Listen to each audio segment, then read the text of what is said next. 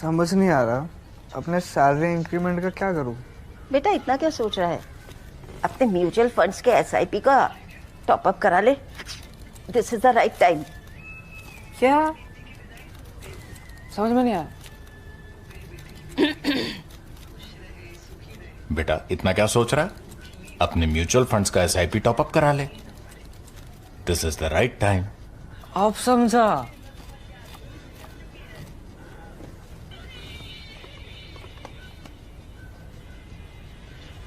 Mutual fund investments are subject to market risks. Read all scheme-related documents carefully.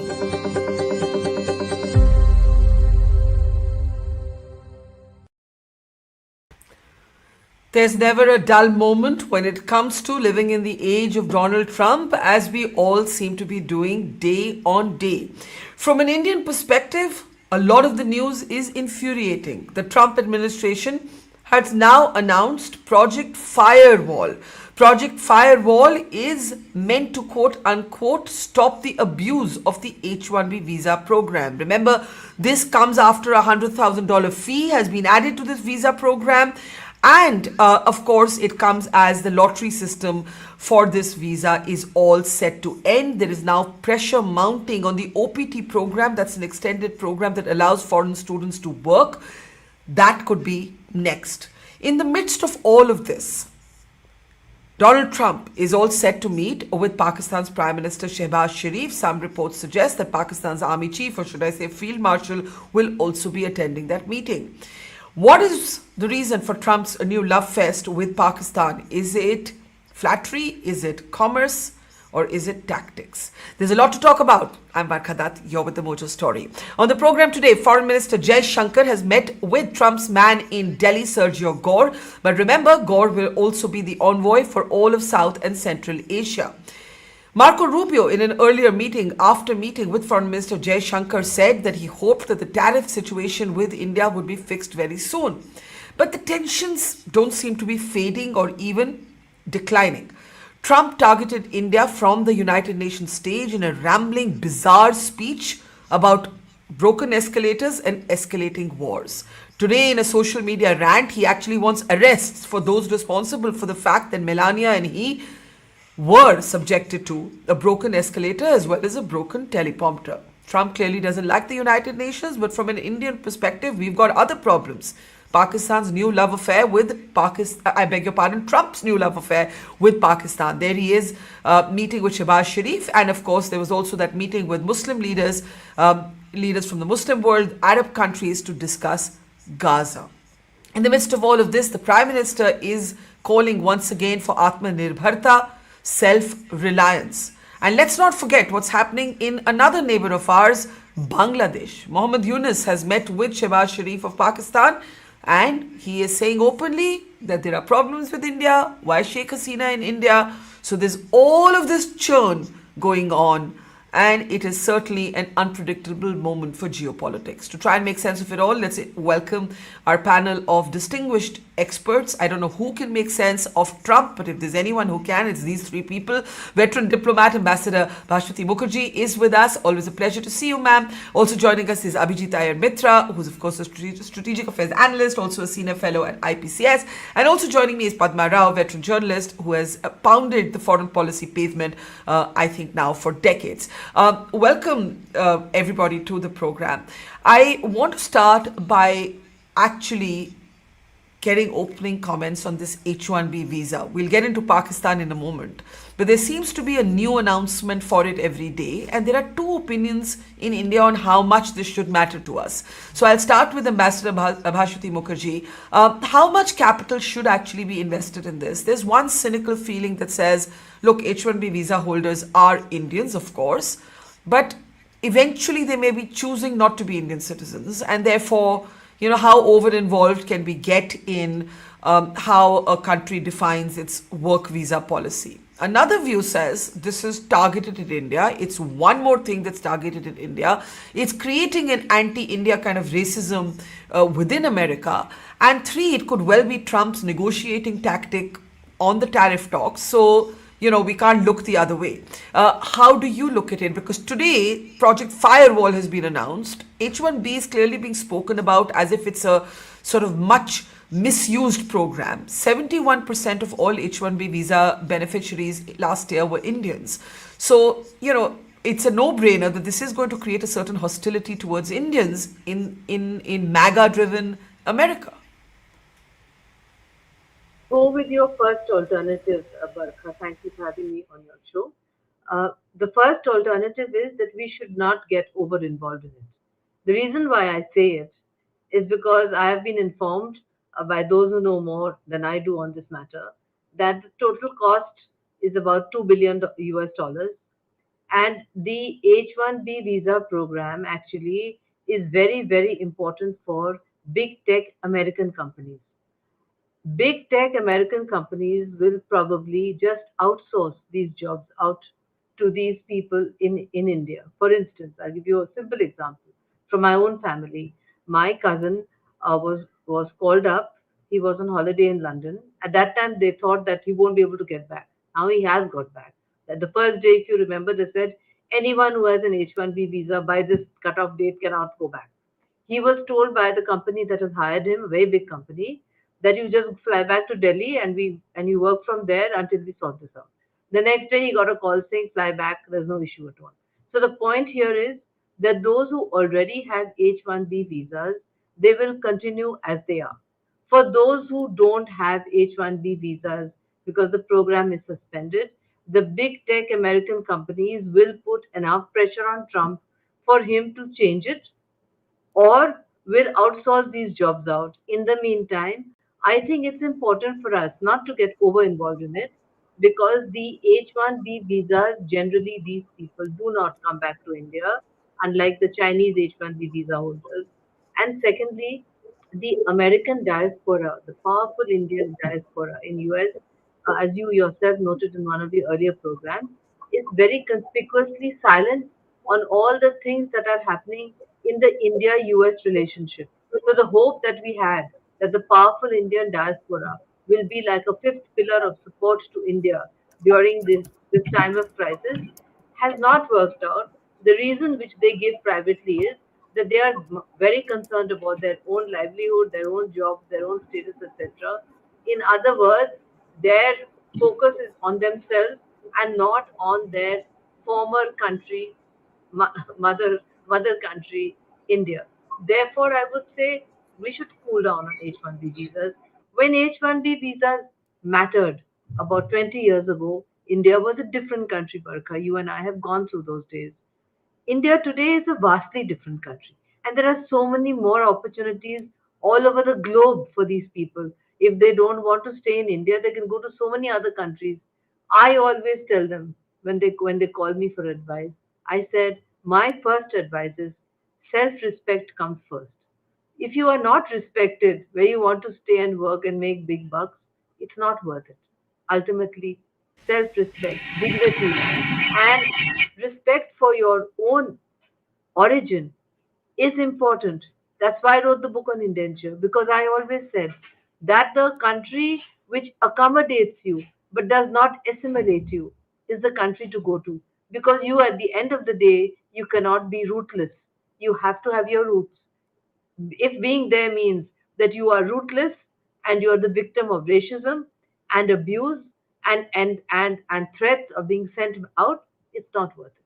So I think we should not use H-1B visa as Trump clearly wants as a negotiating tool for us to open up our agriculture or whatever. Yeah. You don't want H-1B visa, abolish the entire program.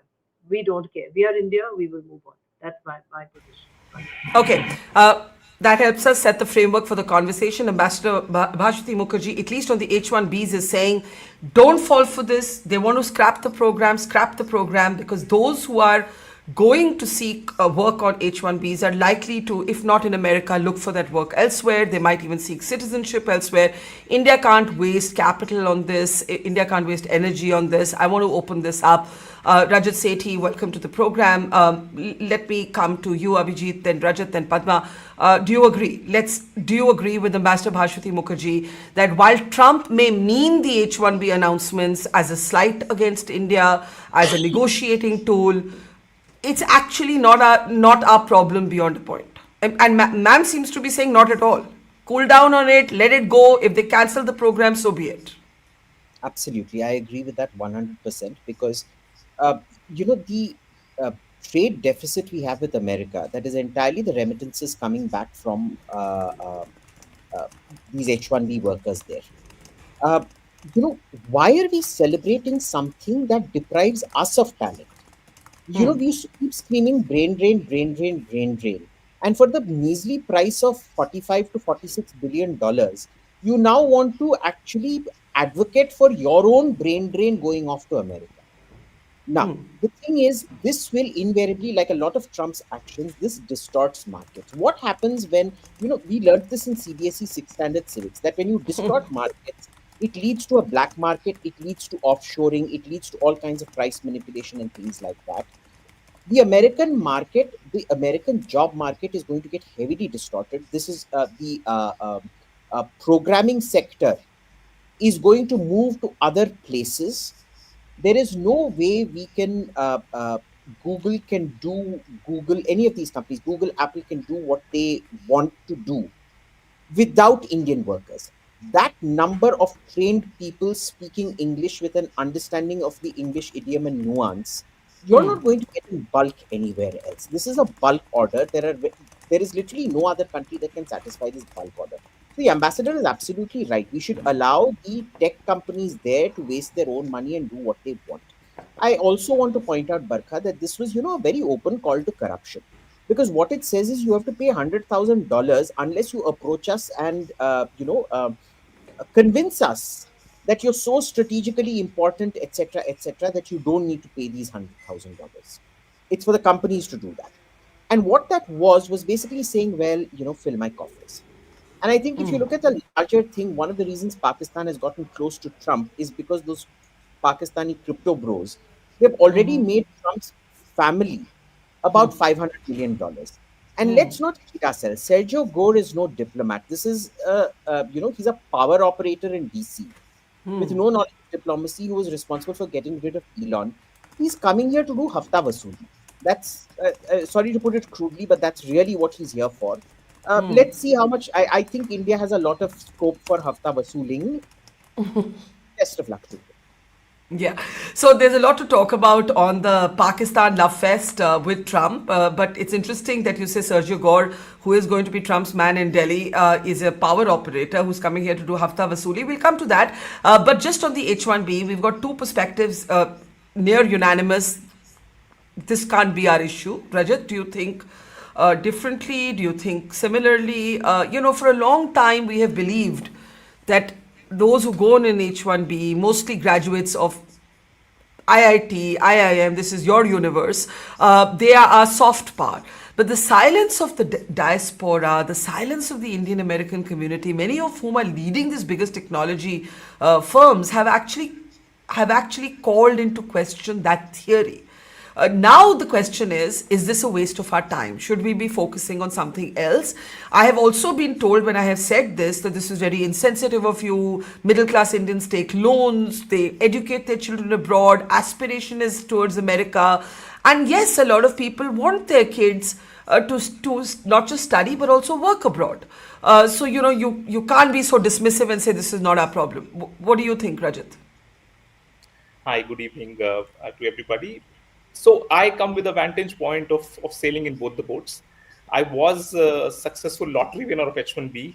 I started my career at Google briefly, and back then there were no such nationalistic fervor in the US the way it is right now, white nationalist fervor.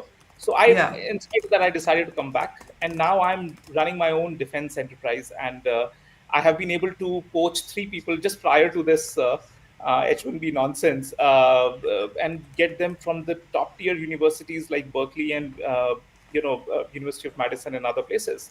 So I have done justice to getting talent back home, and I have fair understanding of where both the sort of opinions are coming and what are their sense of issues in the current milieu. See, any kind of a sledgehammer dropping in, distorts people's lives. There are families, people have created families there. They've bought houses there. Suddenly, it's not like I remember which country was it. Abhijit can correct me, an African country which kicked out Indians all of a sudden, Uganda, I suppose. You can't create the scenarios where one good day, through an executive order, you say that all Indians have to leave. There will be no H1B. Those scenarios are certainly not good for US and certainly not good for Indian Americans who are beginning to start a life and mingle into a different milieu altogether. On the other hand, if they want to come back to India, what are the options? You look at companies like Infosys and other IT companies who've transformed themselves as body shops. You know what Infosys did? They had 18,000 crores rupees, which they could have invested into R&D, building the next big wave of AI and be the answer on a global stage on artificial intelligence solutions. And what they ended up doing share buybacks. Share buybacks happen when you're on the end of the road. You've run out of ideas and you have nothing to do with money. And then you do this nonsense of share buybacks. This clearly shows that can our India Inc. walk the talk? The answer is a huge no. I'll give you one conglomerate. In conglomerate, very, very big. Their annual turnover is 1.66 lakh crore rupees. Do you know the amount of R&D spend they do? 44 crore, which is like a decimal point rounding off error. Will they be in a position ever to hire PhDs? How will they come in and attract the talent or even retain the talent, which, because of these turbulences around the world, they would want to stay in India, do research in India, and then look for gainful opportunities in India? This is another dimension. Look at the Babu Dam in our country. Have they woken up that finally this window of demographic dividend and all of that is fast shutting down right before our eyes? The amount of delta that we have left in terms of time is very, very narrow. And still they're carrying on with a 30, 20-year-old mindset of, incrementalism. Have they woken up? Chinese, for example, let me tell you, China came up with a K1, K2 visa to immediately roll out to all the science and tech talent around the world, no questions asked. Why can't the MEA come up and come out with a very, very different, very open way of not just embracing PIOs and other talent, science and technology talent back home? I want to today hire laser experts from Ukraine and other Eastern European countries. The amount of paperwork that I have to do to convince MEA officials to issue visas is a nightmare. How do you want to create India into an innovation hub with the old school thought process, which have been created 30, 40 years when they entered into the service? This is UPSC's 100th year. UPSC is entering into the 100 years of its creation. A system which was created to tame subjects cannot carry on without major reforms, fundamental tearing apart the UPSC manuals and rewriting it from scratch. So if you do not do this, you can't blame the Indians who are leaving the country for lack of opportunities in our own nation. So there has to be a more nuanced understanding, middle of the road understand the pain of people who are outside and a Damocles sword is hanging around their necks all the time. It is not a good scenario at all. And similarly in other countries, is life easier in Europe? Is life easier in Japan? We are now hearing racist attacks on Indians even in Japan, for instance. So the situation is getting compounded by the effect and our response is only incremental. These two things cannot go together, and we really have to, break the shackles and think with an open mind with zero bureaucracy in our thought process. Okay, so I think that is a nuanced perspective that, listen, I mean, if our big companies had created incentives for people to stay back, do the sort of cutting edge research that they could here, maybe a lot of people won't go, but that's not what our IT companies did, also calling out red tapeism of our bureaucracy. I want to bring in Padma here. Padma, on this issue of whether it's a soft power or not, we have somebody, Prasad, who says the Indian diaspora of the United States is recent, 25 to 30 years. To become a community that wields real influence like the Jews, India still have a long way ahead. Nadella, Pichai, etc. are employee CEOs. He's addressing our criticism that they didn't really speak up. Rajat is bringing in a different perspective. Where's the incentive to come back? It's very easy to judge these people who are going and to say, oh, listen, let's not waste our diplomatic energy on this. What do you say? Okay, so thanks for having me on your show, Barkha. Good evening, everyone. I don't think that this H-1B issue is going to be America's loss and India's gain. To start with, that would be my first point. I'd like to think so, like you. I know you wouldn't agree with me. I've seen your comments on Twitter, on X, but I think other countries primarily, not India, stands to gain for all the reasons and more, some of which Rajat has listed.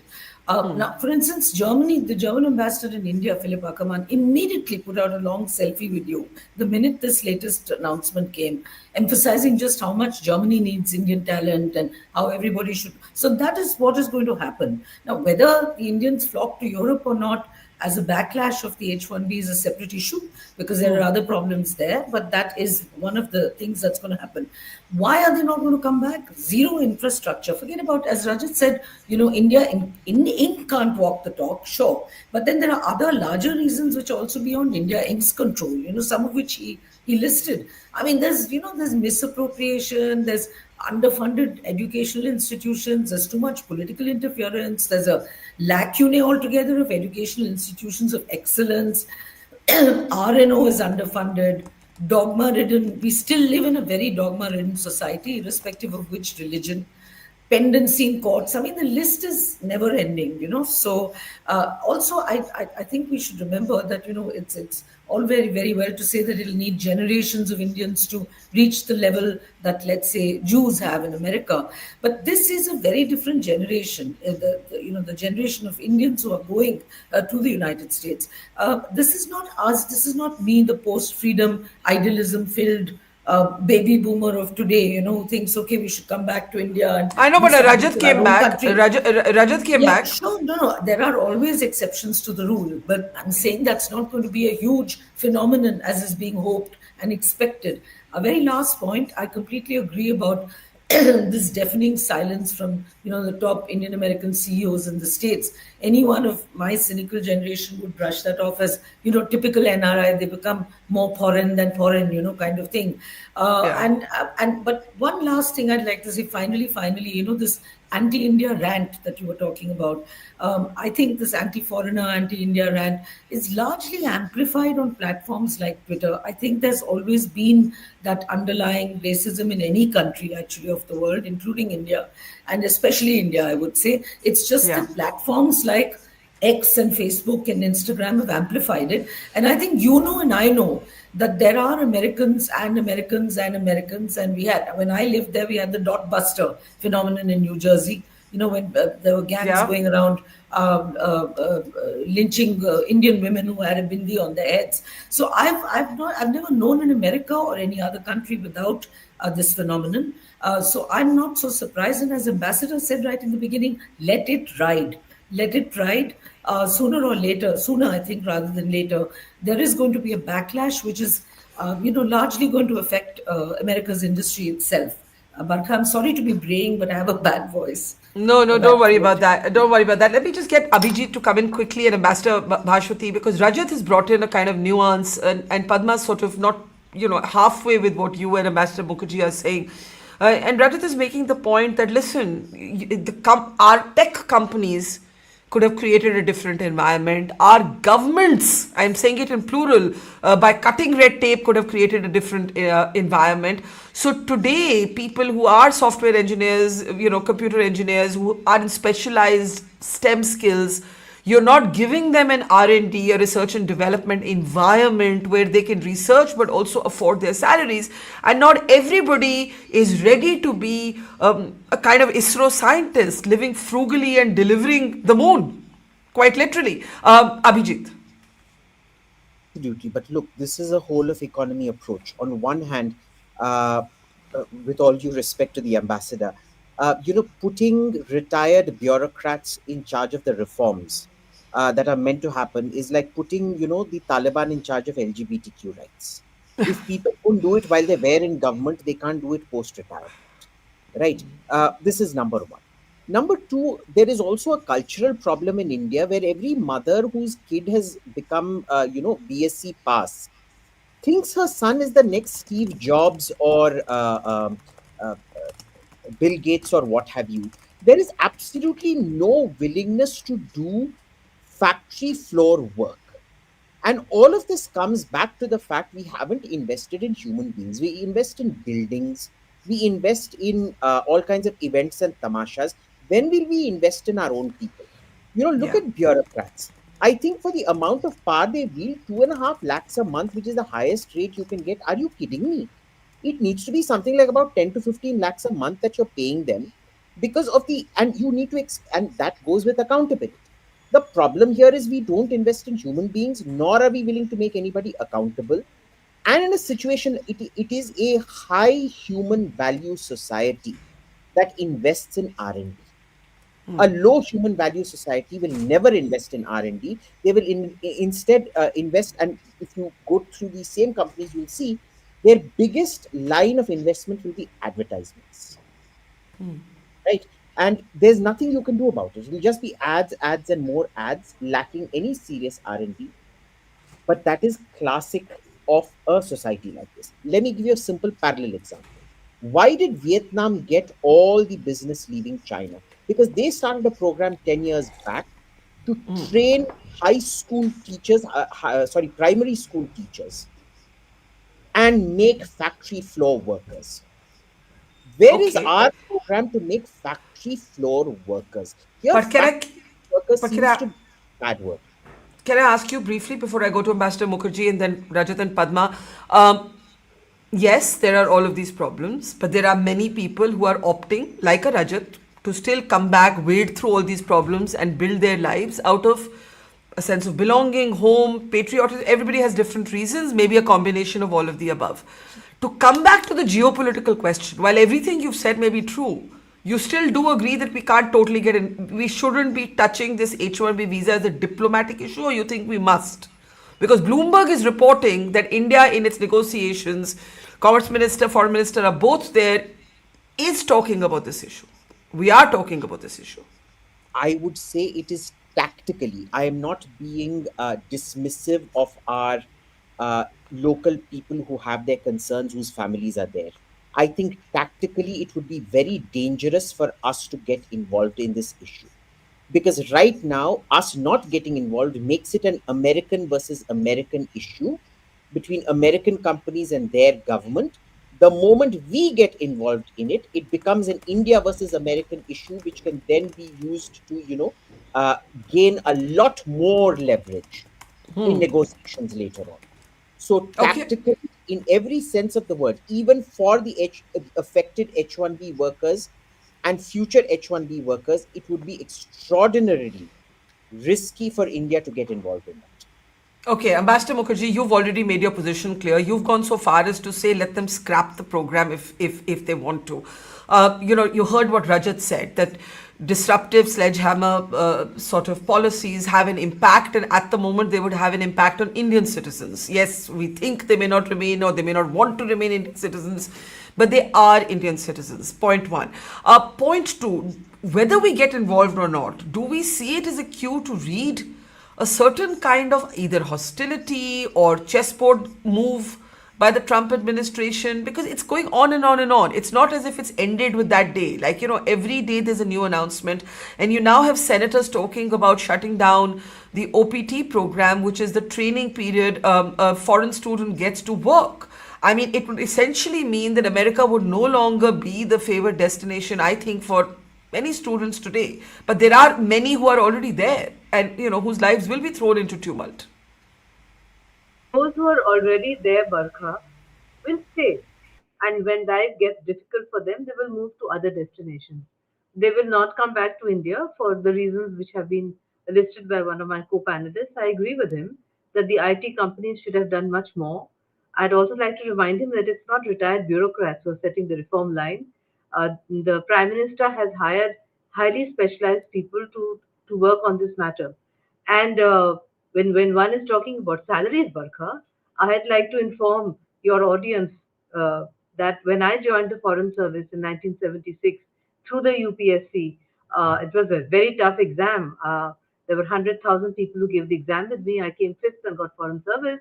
my take-home salary was 750 rupees a month as a diplomat, as the undersecretary in Government of India. That is from where we climbed to where we are now, to whatever you people consider to be a paltry amount. It's not paltry for a person who began her career at 750 rupees a month. Uh, there is also no point in blaming MEA for the difficulties for getting visas. These kind of decisions are taken by MHA, the Ministry of Home Affairs, because there are security issues involved. For instance, in recruiting Ukrainians or in recruiting other people, it goes through a certain process. If you were trying to recruit through an easier country, in the perspective of MHA, you probably would have less paperwork to do. But I do agree that we need to overhaul all this.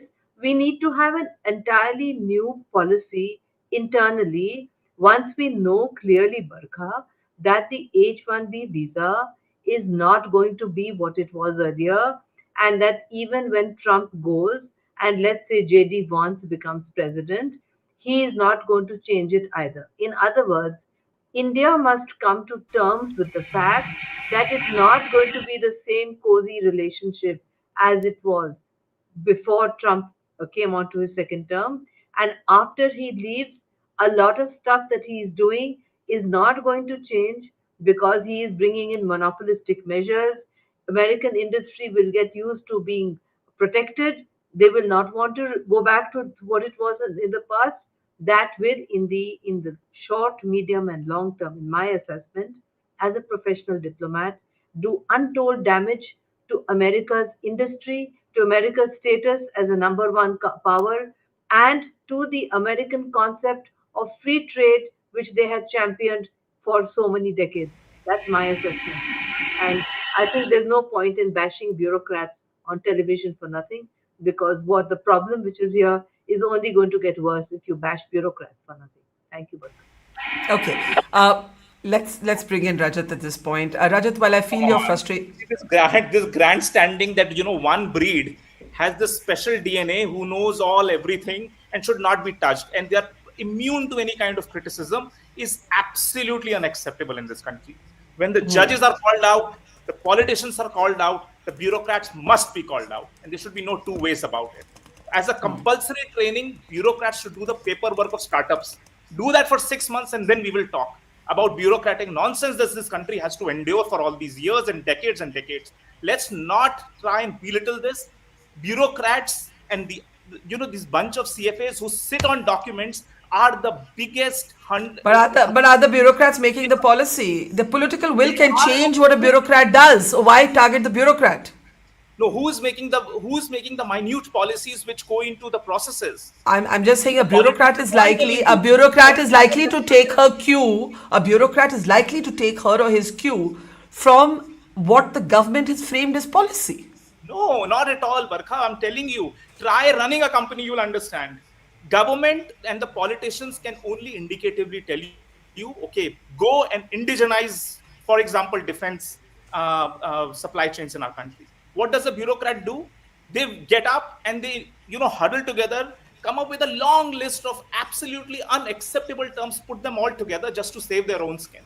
Their entire perspective on perpetuating their careers is to ensure that nothing comes to them. But there is absolutely why are they relevant right now to this conversation? Even if you feel this and you clearly feel it very strongly. I'm telling you this today. Allow, if you want to unleash animal spirits around innovation in this country, you need to literally tear down structures which are obstructing it. Identify and do that. If you do not have the guts, you will become a middle income country and be happy with that. Then don't aspire and dream to be a Vishwaguru, because you will not be. Just a wishful thinking won't result in an end game, and it's a classic garbage in, garbage out scenario. You put in disgusting rules into the system, you can't accept Silicon Valley systems to be created out. It's not going to work. Again, coming back to the moot point here, what Trump is doing, part of it is racism. The MAGA is a racist crowd, and I have been pointing this out on your show several times. What is happening at the surface level, tariffs and this and that is one thing, but deep down, the body politic of MAGA is deeply racist, and they want to find a punching bag, and they found Indians as the punching bag. and therefore, they'll carry on with this. I don't think it is going to be a negotiating ground. The problem again is that most of our FTAs and commercial discussions with other countries are first and foremost thing is discussing about visas. That's always a wrong start. I mean, even in the UK FTA and the European FTA, this used to be the first point of deliberation. See, the problem with this is that because of the pressure and lobbying pressure of Infosys and the Wipro and the TCS, you tend to, jack up this issue as the single most priority issue, wherein you give up on other important things which you could have negotiated on, but you are so clung on to this issue of having visas stamped on for Indians, it's the larger side. And I think it's a choppy waters for us. I don't see us coming out of this easily. There will be pain in the near term and in the medium term as well. Okay, Padma, you want to respond there, and then I think I must allow Abhijit and Ambassador to respond to this before we shift gears onto other problems in the India-US relationship. Yes. Padma. I'd like to respond. I'd like to say a word in defense of bureaucrats also, because I think I agree with, I can feel for you, Rajat. I feel much of your frustration because we are all victims of this what you call these structures. But that is the problem. Our bureaucracy is a structure, an antiquated structure which was created eons ago. That needs to change. Legislation needs to change. Laws need to change, and the power that is given to bureaucrats needs to change. And those changes can only come about, and here I agree with Barkha, at the hands of the political dispensation. A bureaucrat, strictly speaking, executes what his master tells him to execute. And in this case, in many, many cases of well-meaning bureaucrats, even when you do, I agree with you, there's a lot of laziness, there's a lot of corruption, there's a lot of sloth, there's a lot of many other negative qualities amongst our bureaucrats. But if even amongst the well-meaning bureaucrat, if you do have, and I refuse to believe that, lakhs and lakhs of them simply lack the intellect or the capacity to do something positive for the country, I believe that it doesn't matter, like Barkha said, which political party is in power. I have seen it over decades and decades that ultimately the politician rules and the political will rules, and if a well-meaning bureaucrat wants to execute something, he simply doesn't have the power to do so against the wishes of the elected polity. This is the key problem in this country. And I see bureaucracy as a structure that was man-made and created one of the seedier legacies of British rule, which we have just taken over and really not reformed, to the extent that we need to reform. So this is the singular point I want to make. I wouldn't, brush all bureaucrats under the carpet with one carpet brush. I think, Abhijit, before I come to Ambassador Mukherjee and we move on to other dimensions of this conversation, while I think everybody has knocked their head against a wall on the slow pace of change, what happens when you want to set up a business, getting files to move, decisions to be taken, the broad stroke against, sort of that we are using to paint the bureaucracy with, doesn't account for the fact that from this bureaucracy come brilliant diplomats who go and defend India's position in tricky situations. From this bureaucracy, through crisis moments such as Operation Sindoor, which was a military victory but a narrative challenge on the global stage, you had to fall back on the sort of sophisticated articulation of your diplomats, who will often do a more fine job than many of your politicians. So I feel for Rajat, but I also wonder whether we've lost, whether we're making too much of one part of what ails India, why we can't have brain gain instead of brain drain, and what all of this has to do with what we should do next with Trump. Abhijit and then Ambassador. Yeah. Look, undeniably, some of the most brilliant, I'm not even saying within government, the most brilliant people generally that I've met have been bureaucrats. All right. That doesn't mean that the entire corpus is that brilliant. The problem is a lack of investment in them, a lack of through career training, and a lack of accountability. It is like any other public sector enterprise. For every, APJ Abdul Kalam who delivers on projects, there will be several DRDO projects that never deliver after 20, 30 years. See, it is a call for accountability. It is not condemning the whole system. It's a call for accountability across the entire system. And in fact, a greater investment in it. The foreign service is woefully undermanned. I've been calling for it to expand to 3,000 diplomats at least. And the problem then becomes that they themselves don't want it because everybody wants to become an ambassador. When Jaishankar was asked this on the Raj Shamani show, he gave an outright falsehood saying it had been expanded. It had not. It was the second tier that had been expanded. Right? So we have all these problems. So this isn't, but anyway, congratulations to Trump for making us fight amongst ourselves. Yeah, why are we doing it? Yeah. Look,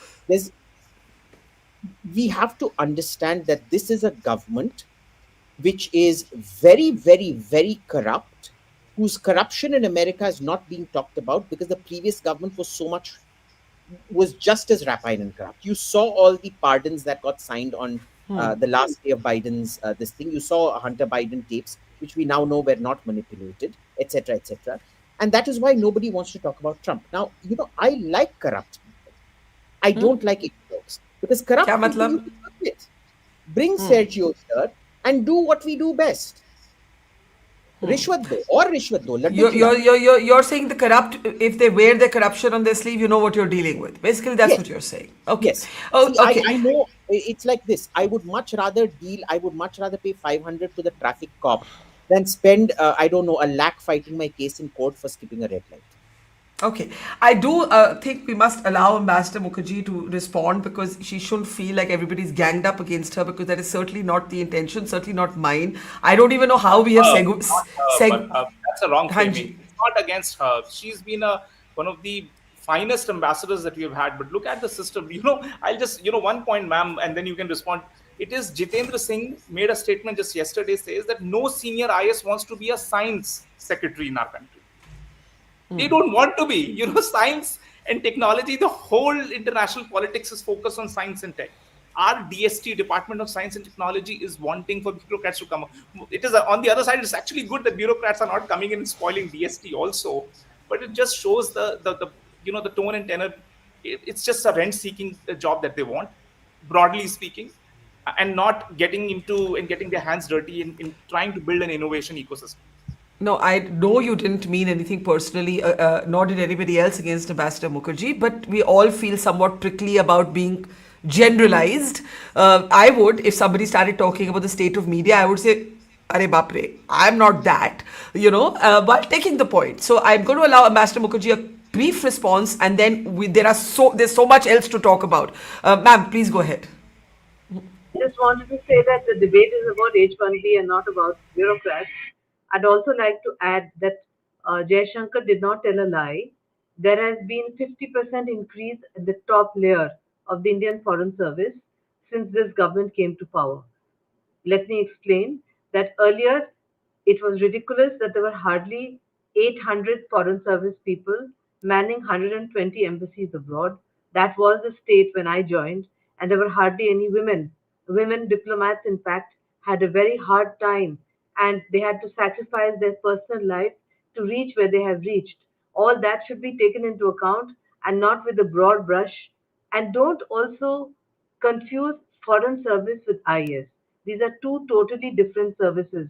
Foreign service people serve abroad and they have a different perspective, which sometimes is conflicts with the IS. For instance, on FTAs, I've had so many run ins for the reasons stated by my co panelists that don't focus on visas, focus on issues on which we can broaden trade. So I don't want to get in, this is not a discussion on bureaucracy. I wanted to say that if in the process of completely destroying the H1B visa, I agree with Abhijit who said that let it be American big companies against American government. Let's not get into it. That I completely agree with him. And secondly, if it provides us an opportunity to clean up at home, as has been pointed out by my co-panelists, whether it's the IT industry or it's reforming our bureaucracy or it's making paperwork easier, as in fact it has been done. But I would tell my co-panelists privately that Ukraine is a little tough. He might like to look at other nationalities at the moment, but for reasons which I can't state on national television. But there are other nationalities where it's very easy to recruit them. And if you provide my mobile number to him, I'll tell him privately. But that's all I have to say. I think we should go back to what we are discussing right now, which is Absolutely. I agree. And thank you for sort of responding with so much grace in a heated conversation. I want to move on. Trump is going to be meeting with Shehbaz Sharif. Some reports suggest that Asim Munir is going to be there. This follows a 36-second bump in the corridor of the United Nations between Trump and Shehbaz Sharif. It is on the same day that Trump chairs a meeting of Muslim leaders, including Pakistan's Prime Minister, evidently to talk about Gaza. And this is all happening on a day when Muhammad Yunus has also met with Shehbaz Sharif. Now, what is going on here? How is Pakistan legitimizing itself as a sort of player in these conversations is something that perhaps deserves and merits a little bit of our attention. Let me play out Muhammad Yunus's comment where he talks very openly about the problems with India and objects to the fact that Sheikh Hasina is in India, where she has been, of course, given safe haven. Take a look. We have problems with India right now because they didn't like what the students have done. They're hosting Hasina, who's the former prime minister, who created all this problem and killed the young people. And that creates a lot of tension between India and Bangladesh. Also, there's also fake news coming from the other side, making all kinds of propaganda that this is a very bad thing. This is an Islamist movement, and these are the Talibans who took over Bangladesh and so on. They have been trained in. They even say I'm a Taliban too. So I'm a Taliban. I don't have the beard. I just left it home. Now, he's making light of it, but there are genuine concerns here about what's going on. Bangladesh and Pakistan rapprochement, Trump's sort of time for America. He's had a lunch with Munir. He's now meeting Shehbaz Sharif. Let's actually open this up. I'll start with you, Ambassador Mukherjee, and then go across the panel. Let's look, Barkha, at what they are going to discuss. What they are going to discuss, Trump cannot cede 1 centimeter. They're going to discuss Gaza, and they're going to discuss ceasefire in Gaza. They're going to discuss that they don't agree, and I agree with them, that the Palestinians can be just thrown out of Gaza and left. There is no river and there is no sea. They'll be left on the sea because these very same Muslim countries will not allow a single Palestinian in, whether it's Jordan, whether it's Egypt, etc. I have served in Egypt. I was there when Sadat got assassinated. So, to my co-panelists, sometimes diplomacy can be a dangerous job. But the point here is that they are going to discuss what Trump cannot agree to. So, they can discuss. It doesn't make any difference at all. The point is that it is because of Trump's support that Netanyahu is doing what he's doing. He is emptying out Gaza to make it a piece of real estate which United States can develop along with Netanyahu in total defiance of the UN Charter, of the Palestinians' right to exist, of the promises which were made when Israel was set up, and in total defiance of existing human rights law. So the point here is, Barkha, they can keep talking. The more Pakistan aligns with them and offers a nuclear umbrella to these people, the more you can be sure that at some point of time, Trump will either agree or not look when Israel goes in and takes out Pakistan's nuclear facility. Are we going to cry on your show when that happens? I'm not going to cry when that happens, right? So I can tell you that Shehbaz Sharif and the so-called field marshal, and if you ask an Fauji Barkha, they will tell you that a field marshal is one who is made field marshal when he has won 2 wars. In this particular case, he has lost 1 war and he is losing the second one, which is in Balochistan. So this so-called field marshal and his so-called boss, they, by doing what they are doing, by cozying up, by offering their nuclear assets, They are making it inevitable for a Israeli strike on Pakistan nuclear assets. And what we are not talking about here is it doesn't really matter what Trump does with these people or not. What matters is Israel has a solid relationship with India. They stood by us for Operation Sindoor. When we needed their drones, we took their drones. Whatever we need is available to us. That is our greatest strategic asset today.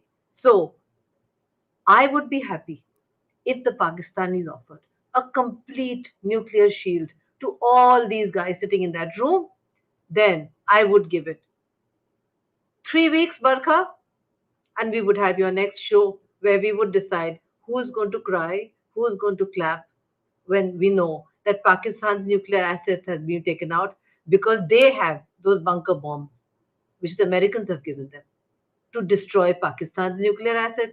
At that time, what will Trump say? He'll say, well, it isn't exactly what I wanted. This is bad. This is very bad, but it's happened. So that's it. Trump is transactional. He'll take it in his stride. So I really don't worry too much about Trump either. I find him changing his mind so many times that I just have deleted him from my mind because I know what he says today, he'll do the opposite tomorrow. But yes, I'm really happy about what's happening because I really want Pakistan's nuclear assets to be taken out by the Israelis. Now you can say foreign service people are cynical. I certainly am very, very cynical. Welcome.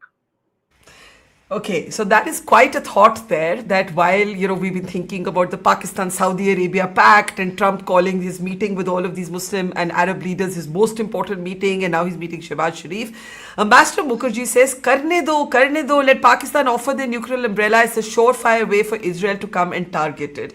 And that is quite a thought. Let's open this up. I think what I'm picking up there, Abhijit, is like, who cares? Let them meet. If it goes in this direction, it's all going to be good from an Indian security vantage.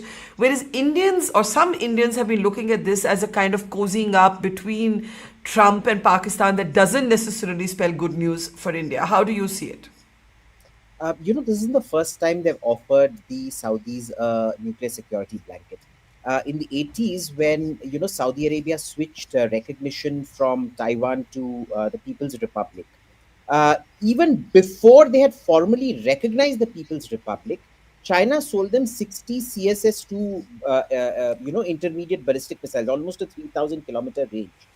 And the agreement was, the trilateral agreement between the PRC, Pakistan and Saudi Arabia was because the Pakistani warheads were already Chinese warheads, Chinese designed effectively.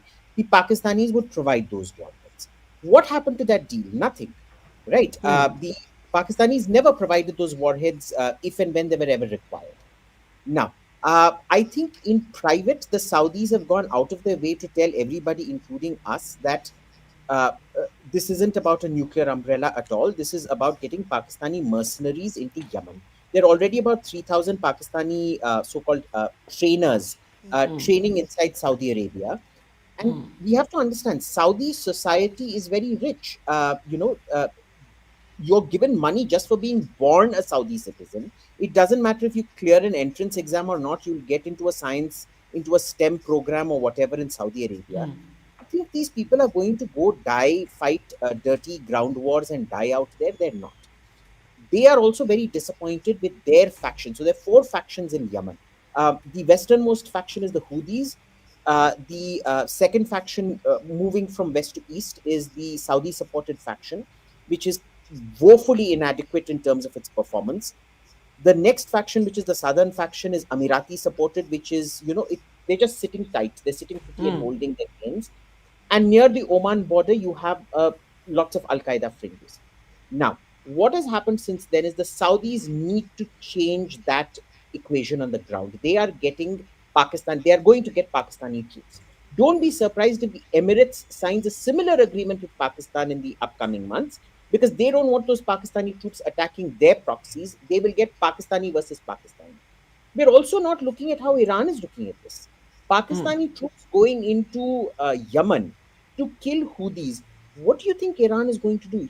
Iran can do a lot to Pakistan through Afghanistan, through Yeah. Balochistan, and through the Shias in Pakistan. So this is, I don't typically, Pakistan is tactically brilliant and strategically foolish. They use tactically brilliant things in service of tactical. So like the ambassador, you're not overly concerned at this sort of.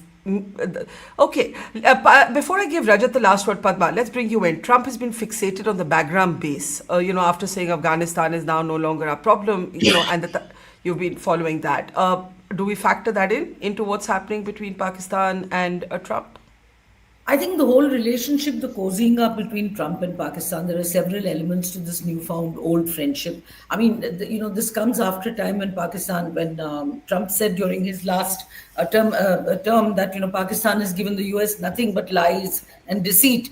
So from there to come to sign two MOUs, one specifically, which is, they're going to start work on one apparently almost immediately on minerals and other resources and other goodies in Pakistan.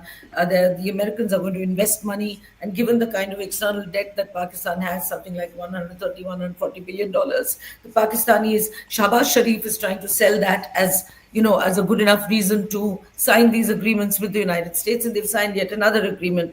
Now, why has all this come? Why has the focus suddenly shifted from India being the good guy to being the bad guy and the H-1Bs? I've been reading US analysts who see this shift coming primarily because the Americans are, or at least Trump, no longer views China primarily. I mean, we've discussed this many times before. He is a businessman. He views everything in transactional business terms. I mean, and so he's apparently looking at China or no longer as a geostrategic rival as much as an economic competitor, trade and economy. And China's already sprawled in Afghanistan. Don't forget, Chinese businessmen are making inroads there primarily because of lithium deposits, which are said to be really large, almost as large as Bolivia, I think. So there are these, so that is one of the main reasons why Trump wants to return to Bagram Air Base, because that is just north of Kabul, and it will give him a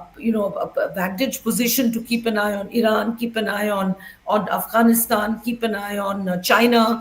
And he's also said himself many times on record that this is not far from where China manufactures its own nuclear weapons. So all these mean that he wants a foothold in Bagram. Now, one very, very interesting thing is the fact that the Pakistan airstrikes on Khyber Pakhtunkhwa came almost on the heels of one of these meetings of Asim Munir with the United States counterparts. I mean, he was there, I think, in August, and in September the attack happened. Why is that? Now, the company, one of the companies that has signed this MOU is basically is a Pakistan army. It's run by the Pakistan Army. It's called the Frontier Works Organization.